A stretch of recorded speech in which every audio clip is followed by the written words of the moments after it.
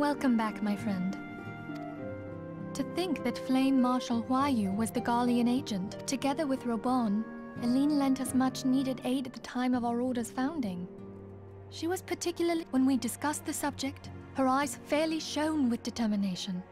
Whatever else she may have been, But now is not the time to dwell on. I have an important announcement to make regarding our effort to defeat the Asians.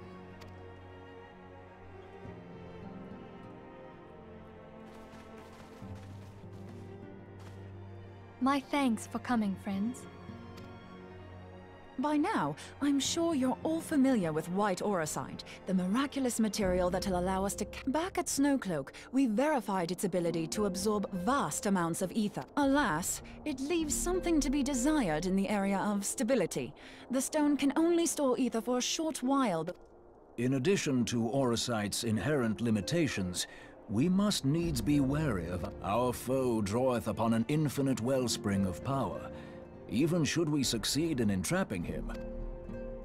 Meaning that, if we want to kill the swine, we'll have to be quick about it. 'Tis our belief that an Asian soul may be permanently undone. The only trouble is, we can't say for sure how concentrated the burst needs to be. Without knowing how much ether an Asian soul is composed of... Our sole clue lieth in thy struggle with La Habre. During that encounter, Heidelin bid you forge what she called a Blade of Light, a weapon which took the form of a lumen. Based on your description, we believe the blade with which you vanquished your foe was composed of ether. Admittedly, your victory proved ephemeral, as La Habrea was able to use a crystal of darkness to flee into the space that lies between our worlds. The fact remains, however, that Heidelin placed the means to destroy the be that as it may. It would be unwise to assume that she will do the same when we next encounter. Quite so, my lady. We must needs find the means to forge our own blade of ether, one to equal that which Heidelin did. That is all well and good, but it seems to me that producing such a blade will require a prodigious quantity of ether. Oh, what if we had two pieces of white auracite? One to trap the Asian, and the other to store the ether for the... Oh, nice try. But it's as I said, the stone won't hold ether for any length of time. We'd still need to collect the stuff. And therein lies the rub. Finding a way to create the blade whenever and wherever we choose. It would seem more research is in order. I'm going to linger a while, perform a few more tests on the auracite. And I could do with some help. Urianger.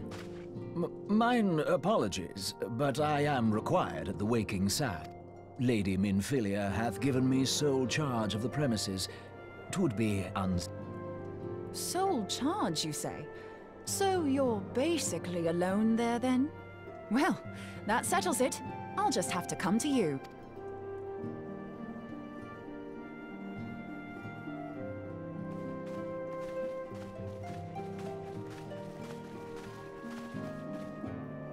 While you were afield, word arrived from the Charlian Mother.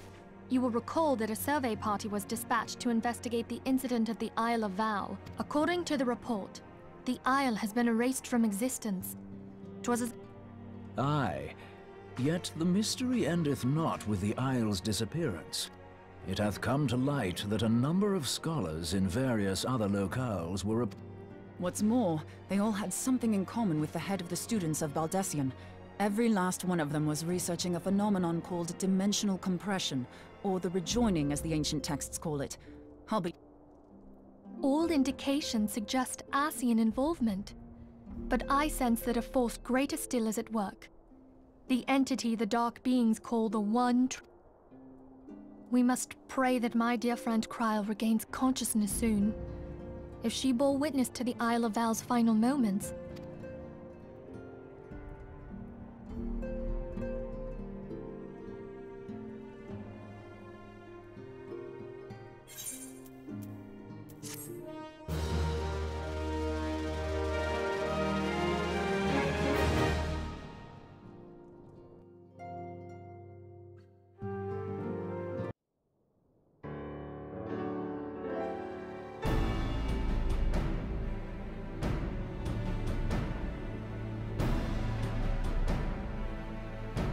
Following the calamity, the forces of the 14th Imperial Legion entrenched themselves in strategic locations. So swiftly did they accomplish this, it was suspected that they had received help. To think that it came from Huayu. There is more. We have reason to believe that Huayu didn't deal exclusively with the 14th. But this higher authority could not have been the Emperor. By consenting to the Media Project, Solus Zos Galvus showed himself to be more concerned about preventing the spread of primal We believe a number of high-ranking figures within the royal household were against the decision, but that they knew better than to oppose the Emperor openly. Of course, this didn't Alas, these provisions did not prevent Dalamud from falling, and the ensuing chaos changed the face of the realm forever. To all intents and purposes, the Meteor Project had failed, and the Empire was left to rue its lack of a decisive means to eliminate the primals. Until, that is, its... Even before the accursed thing was dug up, it seemed to me the 14th had the might to overwhelm our weakened armies. Yet they chose to hide behind their walls. The Black Wolf was wary of making the denizens of Eorzea desperate, lest more primals emerge to bleed the land. The discovery of the Ultima weapon, however... But there was one in Garlemald who believed that Van Belsar's actions were premature. One who stood higher in the Imperial Army's chain of command.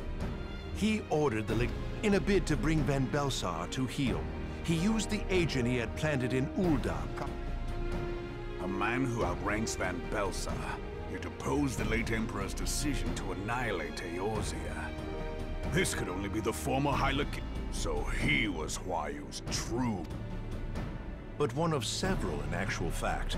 We've learned that even as Huayu served the Empire's interests, in so doing, she helped to maintain the status quo, thus prolonging the conflict. Considering who stands to profit from war, it isn't hard to imagine who her... Seven hells! You mean to say that she was a double agent?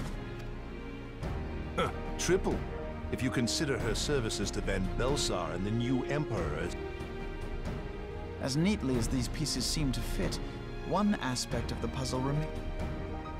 By whose will was the Marshal feeding intelligence to the heretics?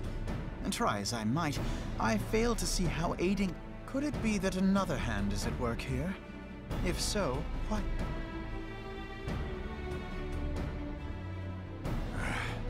Not only have I lost a trusted friend. Not a pleasant task, I grant you, but a necessary one. Unless we weed out the ivy, root, stalk, and stem, it will... I know that full well. Those closest to Huayu have already been detained. General, pray keep in mind that there may be unwitting abettors. All will be treated fairly. On that you have my word. Those... You have ever been a friend of truth, General. I hope the unpleasant task of weeding out falsehood will not detain you too long. And with that, I take...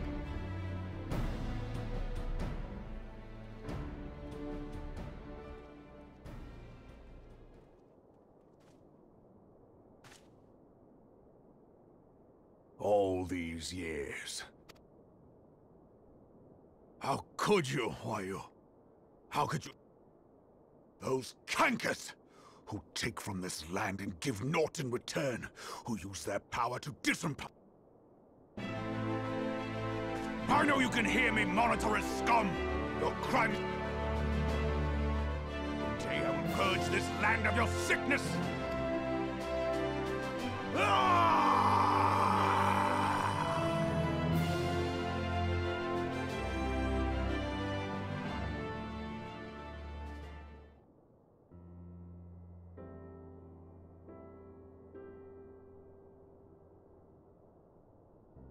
I shall have no further need of you this day. Your Grace.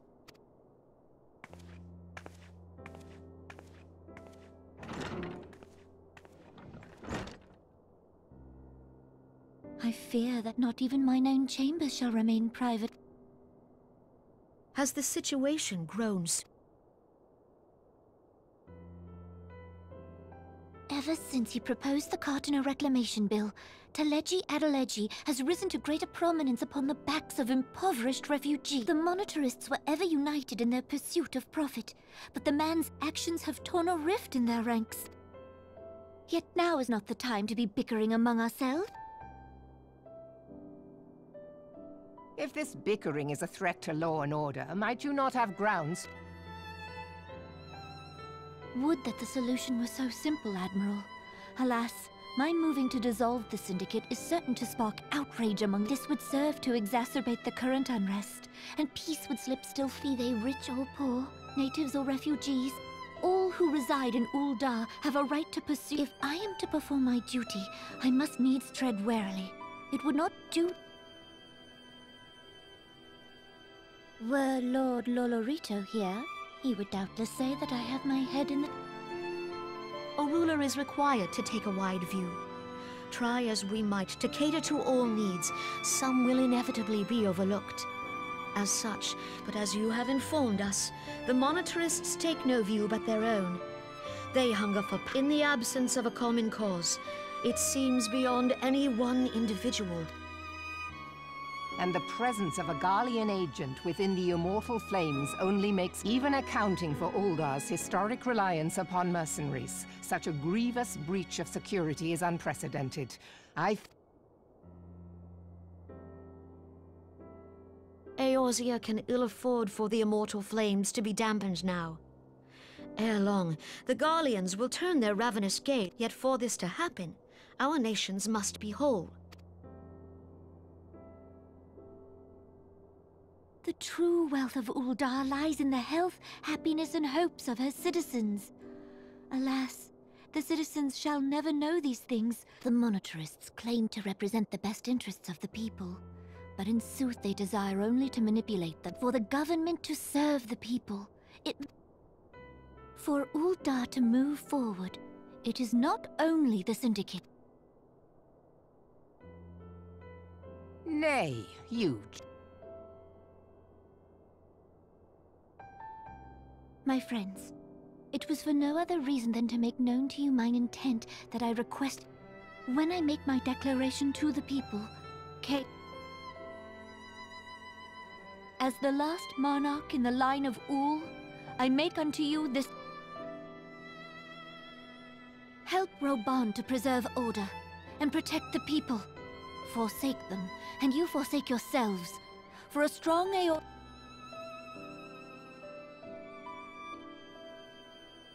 Your Grace, are you? There is no other way. When the time is ripe, the nation shall become a true republic. Both royalists, Ul'dah will no longer belong to kings or queens or merchant princes.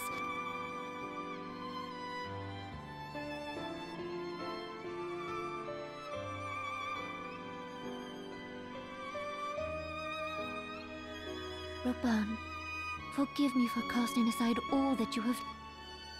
Beyond this gesture, I am powerless.